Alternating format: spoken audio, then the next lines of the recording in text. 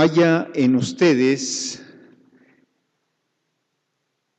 esta manera de pensar que hubo también en Cristo Jesús, el cual, aunque existía como Dios, no consideró su igualdad con Dios el Padre como algo a que aferrarse, sino que se despojó a sí mismo, asumiendo la forma de un siervo, haciéndose semejante a los hombres. Y estando en la condición de hombre, se humilló a sí mismo, haciéndose obediente hasta la muerte y muerte de cruz. Por lo cual, también Dios lo exaltó y le otorgó un nombre que es sobre todo nombre, para que en el nombre de Jesús se doble toda rodilla, de los que están en los cielos y en la tierra y debajo de la tierra, y toda lengua confiese que Jesucristo es el Señor, para gloria de Dios el Padre.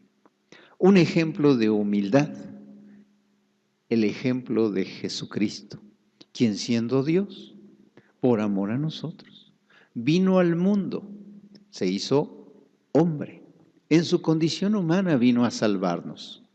En su condición humana cumplió la justicia perfecta.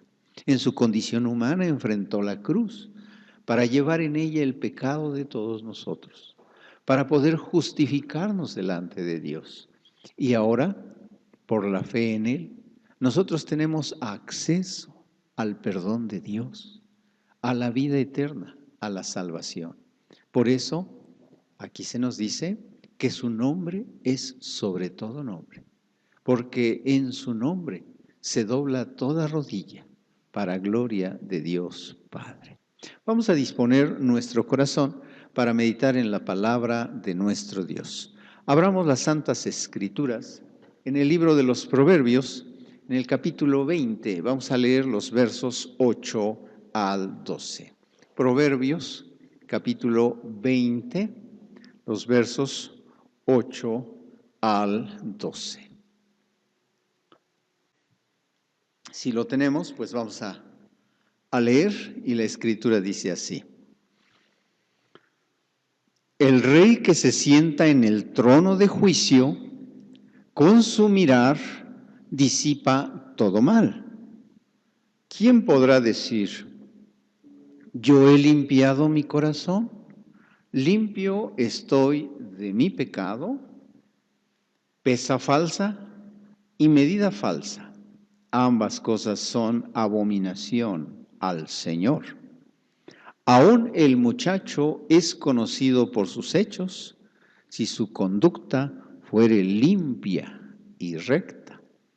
El oído que oye y el ojo que ve, ambas cosas igualmente ha hecho el Señor.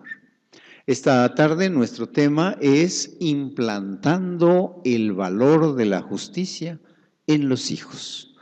Implantando el valor de la justicia en los hijos.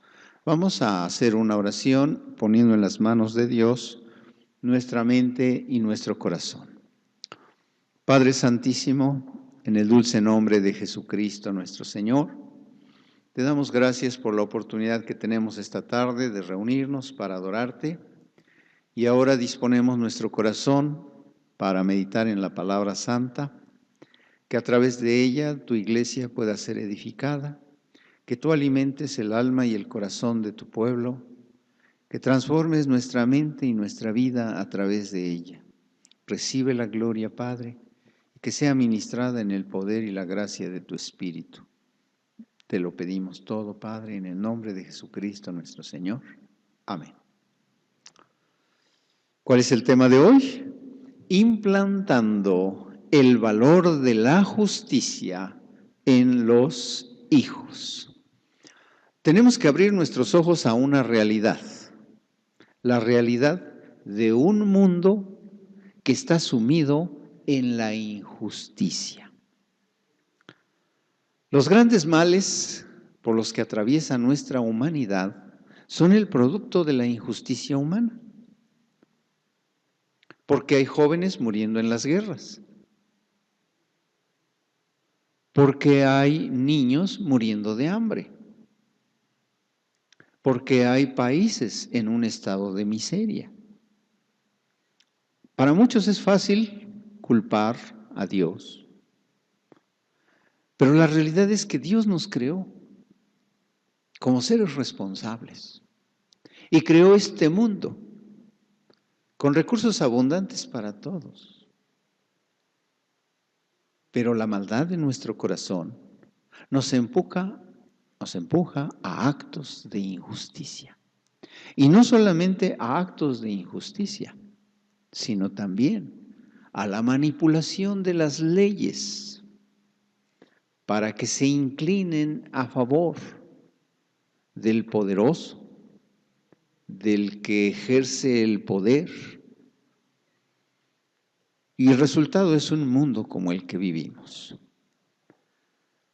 ¿Dónde empieza el problema? Pues el problema empieza en el seno de las familias. Ahí es donde empieza el problema. Podemos nosotros decir que nuestros gobernantes están ejerciendo un régimen de injusticia, pero la realidad es que somos una sociedad que camina en pos de la injusticia, en donde el hermano despoja a su hermano de sus bienes, en donde el esposo abandona a la esposa, en donde los hijos abandonan a sus padres en la ancianidad y en la enfermedad. Todos estos son ejemplos de actos de injusticia. Y el resultado, pues son todas las crisis que estamos viviendo en el mundo. Por eso es tan importante que hoy entendamos que nuestro hogar, que nuestra casa fue establecida por Dios como una institución de aprendizaje, de formación. No debemos ver nuestro hogar solo como una bonita familia donde está el papá, la mamá y los hijitos. Tenemos que ver el hogar, el núcleo familiar, tenemos que verlo como una institución formativa. Y entender que la tarea del papá y de la mamá sí es sembrar en el corazón de sus hijos una cosmovisión superior, una cosmovisión diferente de la vida. La razón por la que estamos como estamos es porque nuestros hijos están creciendo sin instrucción y sin modelos de vida, sin ejemplos a seguir. Su conciencia no está siendo activada por nada. Y entonces lo que hacemos es integrarnos a la corriente del mundo, una corriente que se caracteriza por la injusticia. Así que hoy vamos a hablar de cómo implantamos el valor de la justicia en los hijos. ¿Cómo podemos hacer para que nuestros hijos sean respetuosos de los derechos que los demás seres humanos tienen? Porque eso es la justicia. Es el respeto al derecho con el que nace cada ser humano en este mundo. Cuando nosotros violentamos los derechos de otra persona, estamos incurriendo en injusticia. Y muchas leyes están diseñadas precisamente para pisotear los derechos de muchas personas, para torcer la justicia, para guiar al hombre hacia el mal y no hacia el bien. Entonces, cuando nuestro hijo entiende la importancia del respeto que debe darle a los derechos de sus semejantes, puede vivir una vida hermosa, como lo vamos a ver hoy, ¿sí? Ahora, la pregunta es, ¿cómo implantamos el valor de la justicia en los hijos? Leemos aquí en el primer versículo, que es el verso 8. Fíjense bien. El rey que se sienta en el trono, ¿de qué? de juicio. Está hablando de una autoridad. El rey que se sienta en el trono de juicio, con su mirar disipa todo mal. ¿Qué tiene que ver un rey aquí? Bueno, porque el rey en la antigüedad era la imagen, el símbolo, lo que representaba la autoridad máxima de una nación o de una sociedad. Pero había dos clases de reyes: los reyes tiránicos e injustos y los reyes que se centraban en un trono de juicio, es decir, autoridades que ejercían el poder con justicia. Y esto le daba a este rey una autoridad más grande que la autoridad que pudiera tener con un ejército o con poder económico. Era la autoridad moral. Por eso dice aquí, con su mirar disipa todo mal, porque hay un estado de confianza, hay un estado de seguridad que se basa no en el poder militar del rey, no en el poder económico del rey, no en el poder político del rey, sino en el poder de la justicia. Aquí es donde nosotros entonces aprendemos el primer principio. ¿Cómo implantamos el valor de la justicia en nuestros hijos? Con la justicia en el ejercicio de la autoridad. Sí, practicando la justicia en el ejercicio de la autoridad. Una pregunta importante: ¿quién es la autoridad que Dios instituyó para un hogar?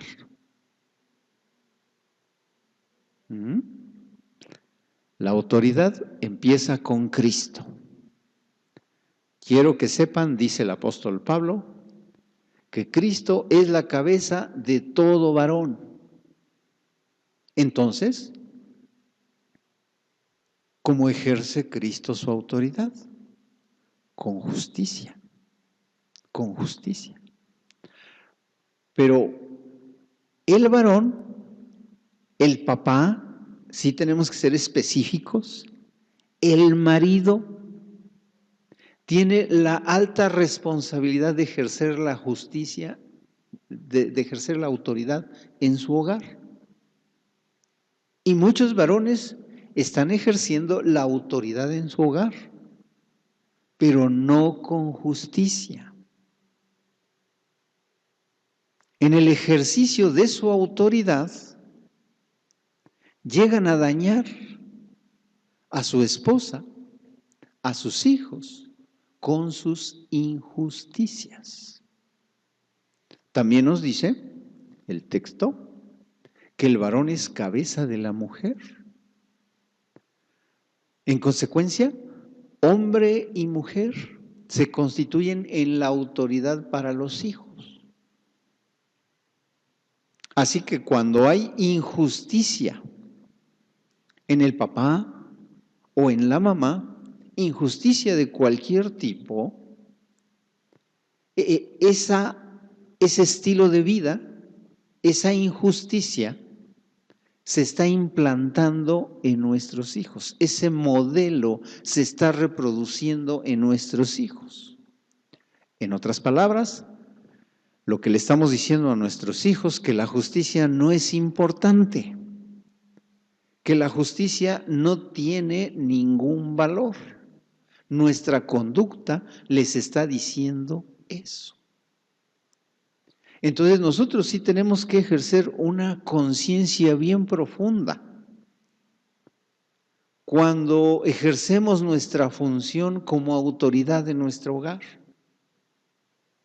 El varón, como esposo, tiene que examinar cómo es su trato con su esposa. Vivimos en una cultura en la que hombre y mujer trabajan, pero pareciera como que la filosofía que domina es que el hombre dice,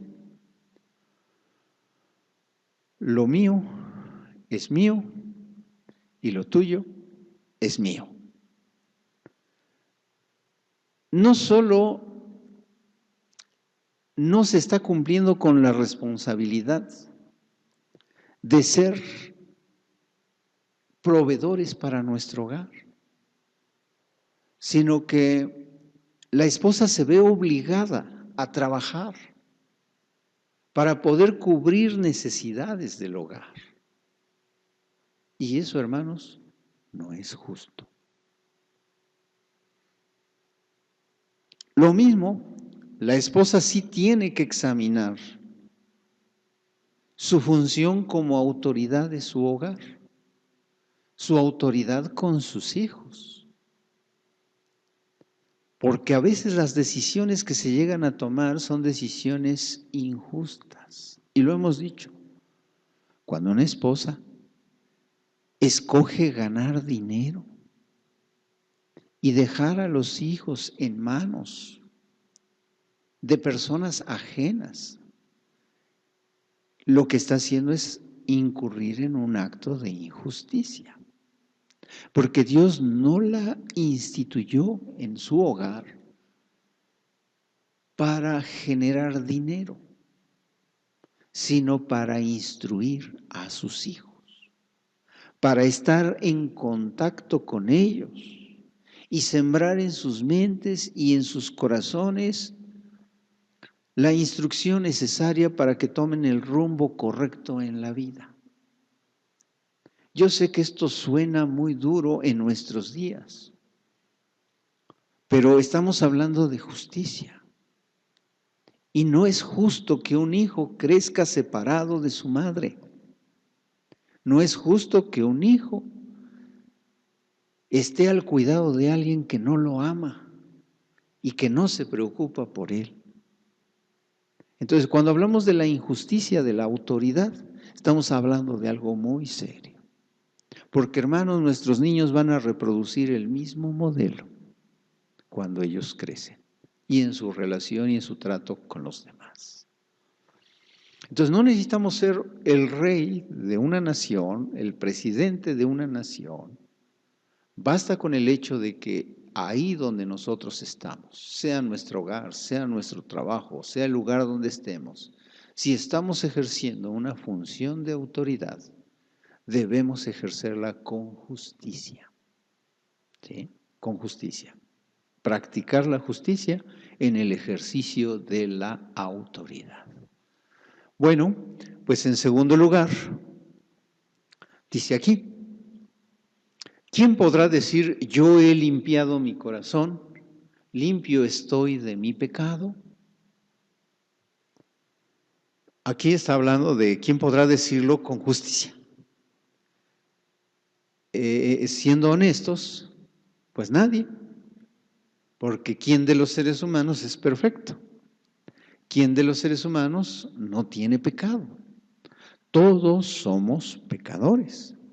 Todos hemos fallado de una forma o de otra en la vida.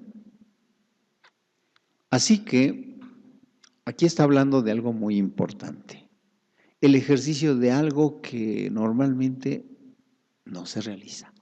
Y es lo que llamamos la introspección. Así que la segunda manera con la que nosotros implantamos el valor de la justicia en nuestros hijos es practicando la justicia en el ejercicio de la introspección. ¿Qué es la introspección? Es cuando nos miramos a nosotros mismos y nos preguntamos, ¿quién realmente soy? ¿Soy un hombre bueno o soy un hombre malvado? ¿Soy una persona digna o soy una persona indigna? El orgullo nos conduce a mirarnos a nosotros mismos desde la perspectiva del autoengaño. Cuando examinamos nuestra vida, siempre creemos que estamos bien, que los que se equivocan son otros, que los que están mal son otros. Y es por eso que en el conflicto familiar muchas veces La esposa ve en el marido a un tirano y llega a pensar que su marido es de lo peor. Pero el marido igual ve en su esposa a una tirana y puede señalar con toda exactitud las injusticias que la esposa hace. La esposa puede señalar con toda exactitud los errores y fallas del marido. Y es por eso que el conflicto se agudiza, porque la esposa tiene de qué acusar al marido y el marido tiene de qué acusar a la esposa. Pueden ver con toda claridad los defectos de la pareja, pero hay un problema. No pueden ver con la misma claridad sus propios defectos. No tenemos el valor para examinar nuestra vida y decir, a ver, ¿por qué está mal mi matrimonio? ¿Porque mi pareja es esto? ¿Porque mi pareja es aquello? ¿O porque yo estoy fallando? ¿Porque yo me estoy equivocando? Porque yo estoy haciendo mal las cosas. Ese es el punto. ¿Quién podrá decir, yo he limpiado mi corazón? ¿Yo soy un buen esposo? ¿Yo soy un buen marido? ¿Yo soy un buen padre? Si eso fuera, entonces mi hogar funcionaría. Pero si no está funcionando es que algo está mal en mí. Y mi responsabilidad es mirar hacia adentro de mi corazón y mirarme en la perspectiva de la honestidad. Y en un acto de humildad, tratar de ver mi vida como Dios la ve.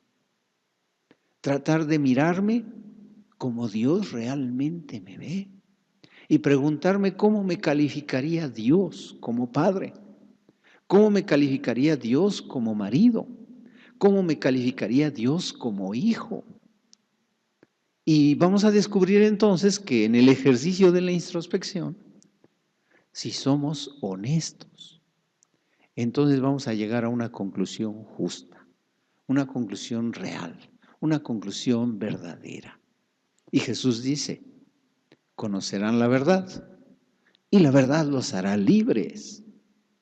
Esa es la razón por la que muchas veces nosotros no podemos cambiar nuestras conductas, no podemos modificar nuestros defectos de carácter, porque ¿qué? Creemos que no hay tal cosa. Llegamos a pensar que los demás son los que se están equivocando, no nosotros. Decimos, yo estoy haciendo bien las cosas, pero no estamos viendo entonces las cosas desde la perspectiva justa. No estamos siendo justos en la evaluación de nosotros mismos. Y cuando calificamos de malvada a la esposa o a los hijos o al patrón o a las circunstancias, estamos siendo injustos. Y así vamos a enseñarle a nuestros hijos.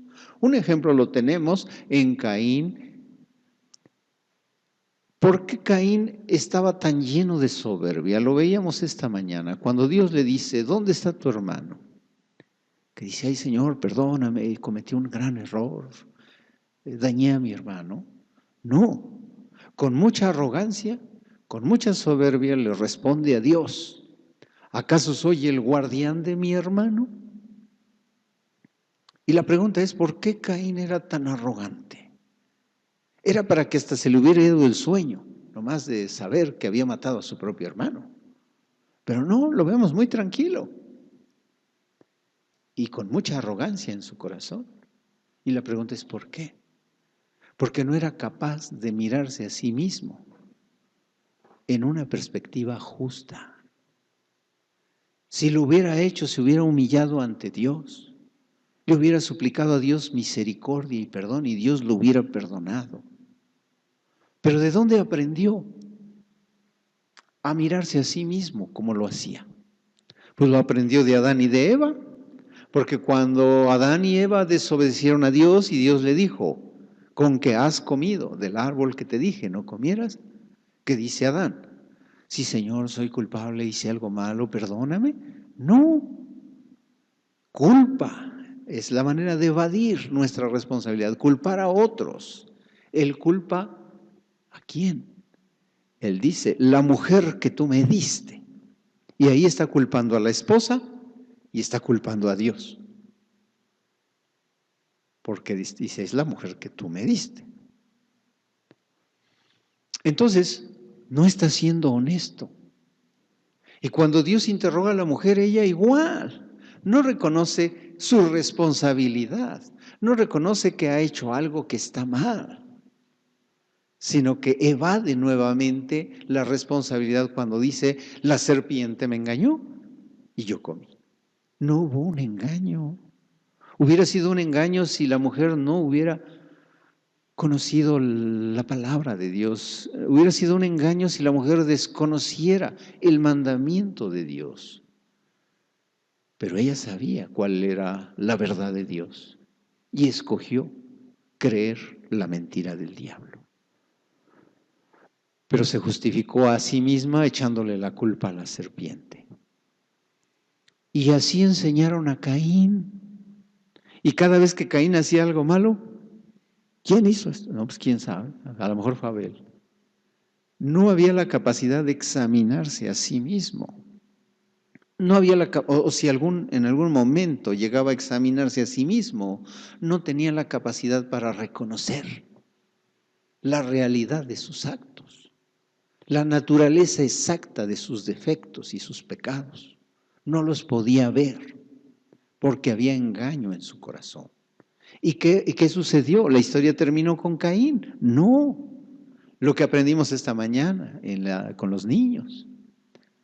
Caín, así como aprendió de sus padres, así enseñó a sus hijos. Sus hijos empezaron a vivir una vida horrible. Inventaron la poligamia, inventaron la idolatría. Y eran una sociedad llena de violencia. Y Lamec llega a su casa. Recuerden que Lamec es un descendiente de Caín. Llega a su casa. Una casa desintegrada, un hogar desintegrado porque el hombre tenía 2 mujeres. Llega a su casa, reúne a sus 2 mujeres, a su esposa y a su concubina, y le cita un poema que habla de violencia, un poema que habla de venganza, un poema en el que no se refleja el más mínimo remordimiento por el homicidio que este hombre acababa de cometer antes de llegar a casa. Porque en el camino, un joven le faltó al respeto y él le pegó, y el joven no se dejó y también le pegó. Así que este hombre mata al muchacho. Y era para que llegara a su casa preocupado, angustiado por lo que había hecho. Pero no, llega a citar un poema en el que no reconoce la gravedad de su crimen. Y así, vean cómo de generación en generación la sociedad de Caín fue corrompiéndose hasta un punto que terminaron contaminando con su maldad a todo el mundo. Por eso es tan importante, hermanos, que nosotros, como padres, tengamos el valor para hacer un análisis honesto de nuestra propia vida, de poder mirarnos a la luz de la Escritura y preguntarnos qué estoy haciendo mal como papá, qué estoy haciendo mal como esposo, qué estoy haciendo mal como esposa y como madre, qué estoy haciendo mal como hijo, y ser honestos, ser justos en esa evaluación, porque eso va a transformar nuestra vida, eso va a cambiar nuestro corazón. Esto nos va a ayudar a poder mirarnos como Dios nos ve y sentir vergüenza de nuestros actos y una gran necesidad de cambiar. Y esa es la clave, porque entonces nuestros hijos van a aprender que la justicia es algo serio, que la justicia es la clave para la felicidad del ser humano. Bien, ya llevamos 2, ¿verdad? Ahora, el verso 10 nos dice, Pesa falsa y medida falsa. Ambas cosas son abominación al Señor. ¿A qué se refiere con pesa falsa y medida falsa? Pues a una báscula, así de sencillo. Una báscula arregladita, para que usted pueda despachar su maíz, su frijol, su azúcar, de a kilo, con el peso real de 900 gramos, y cobrarlo como si fuera de a kilo. ¿Sí? Esto le va a dejar, ¿qué? Mucho dinero. ¿Pero qué es para Dios? Ambas cosas son abominación al Señor. ¿Qué significa la palabra abominación? Significa que a Dios le da asco. Entonces, cuando nosotros hacemos trampa en los negocios, con el fin de ganarnos un pesito más, tal vez vamos a ganar, pero es algo que a Dios no le gusta. ¿Y por qué a Dios no le gusta? Porque eso es injusticia. Es un acto de injusticia.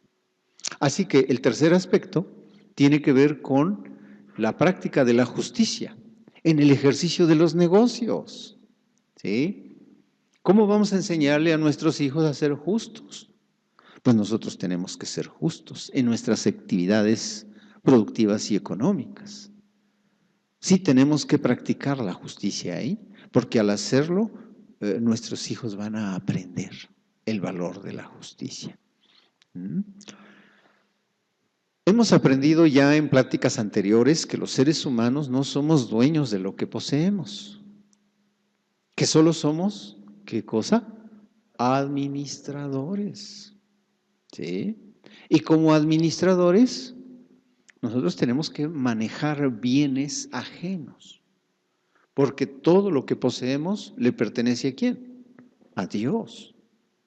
Y si le pertenecen a Dios, no podemos hacer con lo de que Dios nos da lo que queremos. Le pertenecen a Dios y un día tenemos que hacer cuentas con Dios.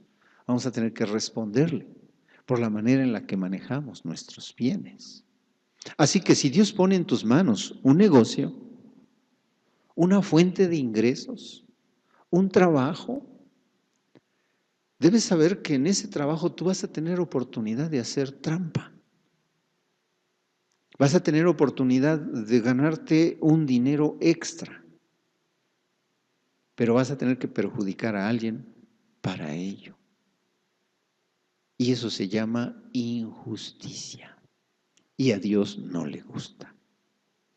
Entonces es importante que nosotros empecemos a mirar la vida desde una perspectiva bíblica y entender cuál es la verdadera ganancia de la vida. La verdadera ganancia no es cuando tu ingreso económico crece. La verdadera ganancia la describe el apóstol Pablo en la carta a Timoteo cuando le dice, pero gran ganancia es la piedad acompañada de contentamiento. Piedad, justicia, acompañada de contentamiento, porque la bendición del Señor es la que enriquece y no añade tristeza con ella. Y Dios no puede bendecir la injusticia, Dios no puede bendecir los actos de injusticia, pero Dios sí bendice la honestidad, Dios sí bendice la veracidad. Y déjenme decirles que realmente la mejor forma de que un negocio prospere, la mejor forma de que un negocio crezca, es cuando ese negocio paso a paso se va construyendo sobre actos de justicia. Podemos enriquecernos rápido, podemos obtener dinero de manera rápida, pero ese dinero nos va a traer mucho dolor y así como llegó se va a ir. Si queremos algo permanente, tenemos que construirlo sobre la base de la justicia y enseñar a nuestros hijos la importancia de esto. ¿Sí? Recuerdo que cuando éramos niños, de repente nuestros vecinitos, porque les rentábamos en la parte de atrás de la casa unos departamentitos a unos niños, a unos vecinos, tenían sus niños, de repente dejaban sus juguetitos por ahí mal puestos y mis hermanas y yo pues, nos poníamos a carrear juguetes. Entonces mi mamá se dio cuenta de que había muchos juguetes que no eran nuestros y habló con nosotros y nos dijo, esto que están haciendo no es correcto. Así que van a devolver todos esos juguetes. Y entonces lo que hicimos fue una gran montaña de juguetes y pusimos un letrerito. Estos juguetes los tomamos sin pedirlos, no son nuestros y los devolvemos. Y a partir de ahí nosotros aprendimos que no podíamos tocar algo que no nos pertenecía. Y esa lección se quedó grabada en nuestros corazones a lo largo de nuestra vida. Por eso es importante, hermanos, que no pasemos por alto lo que podríamos llamar como travesuras de la infancia. A veces minimizamos las cosas que nuestros hijos hacen. Las pasamos por alto y decimos, está chiquito, todavía no entiende, un día va a entender. No, hermanos, los niños aprenden. Y si les enseñamos pronto, aprenden pronto. Tienen una gran capacidad de aprendizaje. Pero tenemos que enseñar con el ejemplo, tenemos que enseñar con la vida. Si nosotros hacemos trampa en nuestros negocios, nuestros hijos van a crecer también siendo tramposos. Y aquí nos viene a la mente la historia de Jacob. Yo siempre me he preguntado por qué alguien le pondría Jacob a un niño. Ustedes saben qué significa la palabra Jacob. Significa suplantador. Es sinónimo de alguien que hace trampa, de alguien que juega chueco. ¿Sí? Y eso quiere decir que cuando Isaac y Rebeca tuvieron al pequeño Jacob, pues no lo llevaron al registro civil para ponerle nombre. Imagínense que hubieran ido y dicen, no, pues ¿cómo le van a llamar? No, pues le vamos a llamar usurpador, suplantador. No hubiera sido un bonito nombre. No, en aquel entonces pues no había registro civil ni le ponían nombre a los niños cuando nacían. Simplemente el niño creció y empezó a desarrollarse y a realizar sus actividades y lo que los padres notaron es que siempre era medio tramposillo, siempre estaba haciendo trampa. Así que empezaron a decir, mira, ahí está el tramposo, el usurpador. Y se le quedó. Y es que así era Jacob, tramposo.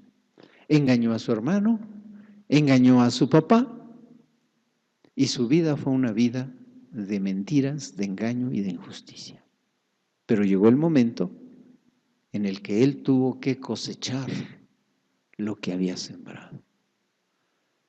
Y cuando él salió de su casa y llegó a Mesopotamia, se encontró con un señor que era igual de tramposo que él, un tramposo para otro tramposo. Como que Dios usó a su suegro para curarlo de la injusticia.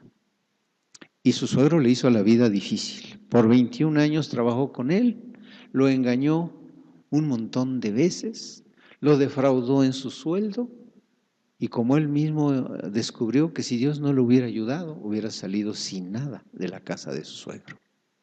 Pero él aprendió, y yo siento que lo aprendió desde los primeros años de trabajo con su suegro.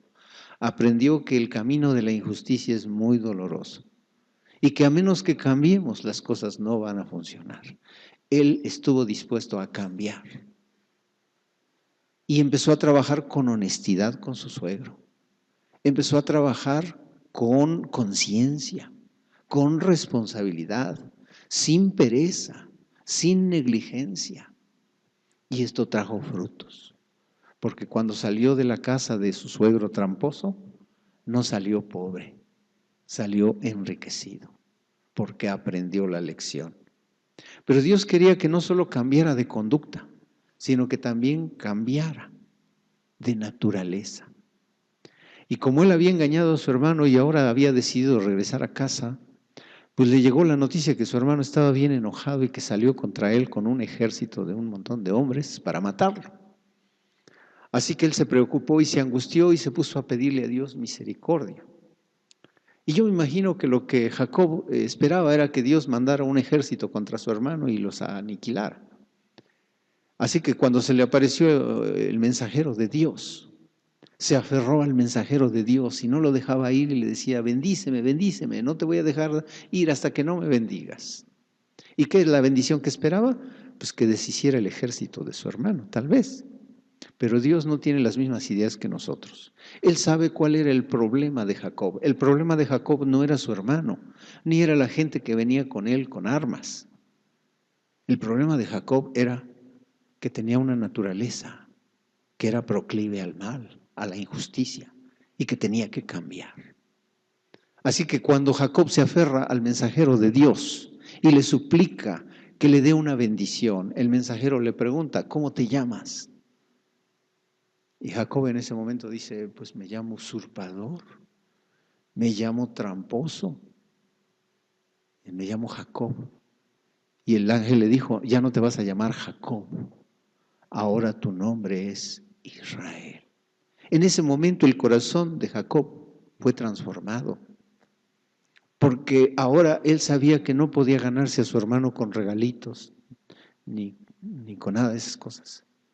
Y tuvo que ir ante su hermano de rodillas, para pedirle perdón por lo que había hecho. Y Dios tocó el corazón de su hermano y lo perdonó. Entonces, sí podemos dejar de hacer trampa y empezar a descubrir el camino de la bendición de Dios. Dios le regaló a Jacob un corazón nuevo. No solo le cambió el nombre, le cambió el carácter. Y él descubrió el valor de la justicia. Su vida cambió.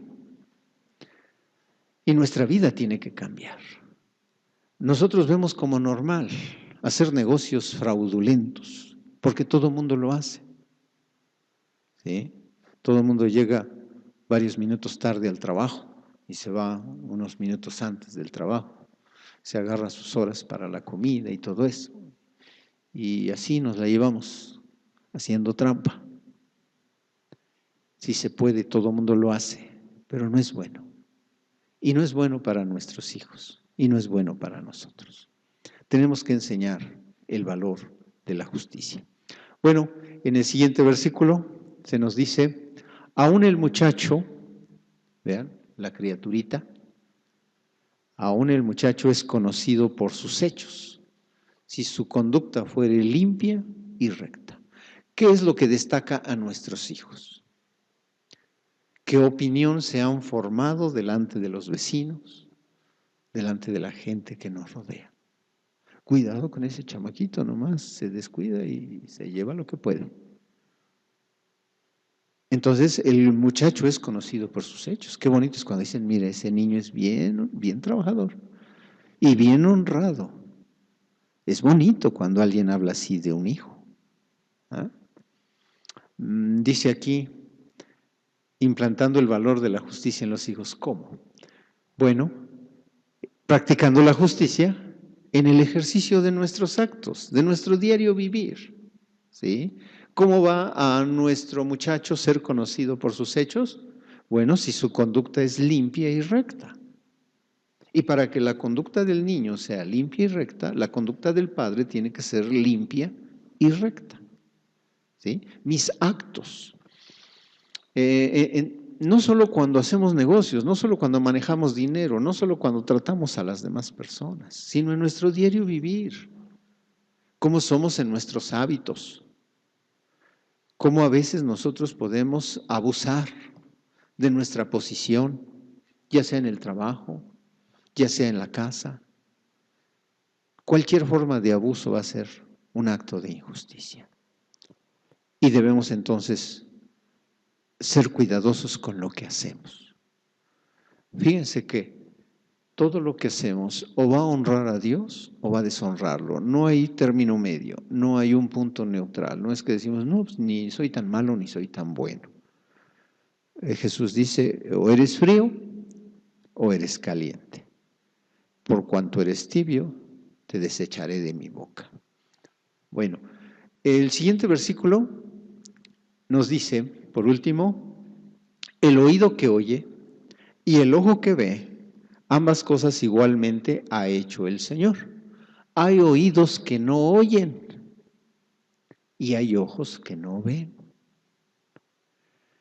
Y aquí nos está hablando de discernimiento, de usar nuestros sentidos no solo con conciencia, sino también con justicia. Así que por último, nosotros vamos a implantar el valor de la justicia en nuestros hijos, practicando la justicia en el uso de nuestros sentidos.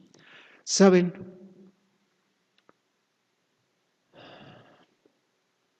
Quiero explicar algo muy importante. Hoy hay una corriente teológica que explica los defectos de conducta en la vida de las personas, la explica en términos de demonios. ¿Sí? Hay quienes dicen que si una persona es perezosa es porque se le metió el demonio de la pereza. O si dice mentiras es que se le metió el demonio de la mentira. ¿Han oído eso? Pues eso no es cierto. Decir eso es lo mismo, hacer lo mismo que Adán y Eva, echarle la culpa al diablo de lo que nosotros hacemos. Somos responsables de nuestros actos. Sin embargo, cuando Adán y Eva pecaron, hubo alguien que sembró en la mente una mentira. Y por esa mentira, los sentidos fueron estimulados a dudar de Dios y a desobedecer a Dios. Eso significa que Satanás sí trabaja para que nuestra vida se corrompa. ¿Y cómo lo hace? ¿Cómo llega Satanás a nuestra mente? No es que Satanás se mete en nuestra mente, no puede hacerlo. Hay cristianos que creen que la posesión demoníaca puede darse en creyentes. Eso no es cierto. Un creyente es templo del Espíritu Santo. El Espíritu de Dios está ahí y no puede ser entonces el corazón del creyente una guarida de demonios, definitivamente no. Pero entonces, ¿cómo le hace Satanás para sembrar en la mente de un creyente una mentira? ¿Cómo le hace? ¿Saben cómo le hace? A través de los sentidos. Fue lo que hizo con Eva. Primero trabajó el sentido del oído, porque le dijo, así que Dios te ha dicho que no comas de todos los árboles del huerto. Empezó a platicar con ella y en su plática empezó a sembrar dudas sobre Dios. Pero después trabajó el sentido de la vista, porque cuando la serpiente ya sembró sus palabras, sus mentiras a través del oído y le dijo, vas a ser como Dios, conociendo el bien y el mal, entonces la mujer fijó su mirada en el árbol prohibido y vio que era un árbol bonito, que el fruto era atractivo, que era agradable a los ojos, ahí dice, agradable a los ojos, quiere decir que sí se antojaba ese fruto.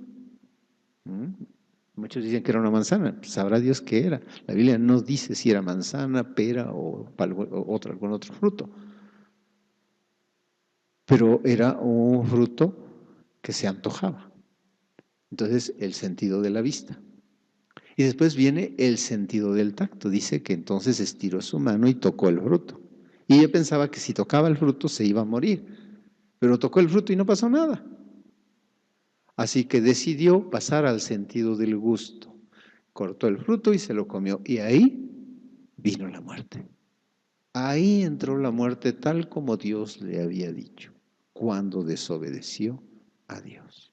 Entonces ven cómo todos los sentidos estuvieron asociados a la mentira del diablo. Y Satanás llega a nuestra mente a través de los sentidos también. A muchos creyentes se les hace fácil ver cualquier cosa. ¿Sí? En el cable, en la tele, en la computadora, el sentido de la vista. Oír pláticas vanas y destructivas, el sentido del oído. Por lo tanto, sí debemos ser muy cuidadosos con nuestros sentidos. Dios nos los dio, porque aquí lo dice, el oído que oye, el ojo que ve, ambas cosas igualmente ha hecho Dios. Tanto un oído que oye o el que no oye, el oído lo hizo Dios y te lo dio para el bien, no para el mal. Te dio tus ojos para el bien, no para el mal. Somos responsables de todo lo que Dios nos dio. Y si queremos proteger nuestra mente, debemos empezar por estar alerta en el uso de nuestros sentidos. ¿Sí, hermanos? Pues hermanos, estos son algunos ejemplos de cómo podemos nosotros implantar el valor de la justicia en nuestros hijos. Y la tarea no es fácil. ¿Qué necesitamos? Necesitamos el gobierno de Cristo en nuestro corazón. Necesitamos la presencia de Cristo en nuestro corazón para que Cristo nos dé el poder y la fuerza para poder hacer su voluntad. Pero ya es tiempo que la iglesia sea luz para el mundo, hermanos. Es tiempo de que los que somos parte de la iglesia vivamos una vida de rectitud y de justicia en todos nuestros asuntos, para que así nuestras generaciones puedan ser generaciones que amen la justicia y vivan la justicia. Vamos a orar. Padre, te damos gracias por la enseñanza de este día. Gracias por cada uno de tus hijos que estuvo atento a tu palabra. Permite que tu palabra pueda transformar nuestros corazones y que podamos vivir una vida que honre tu nombre a través de la justicia. Gracias, bendito Dios, en Jesús nuestro Señor. Amén.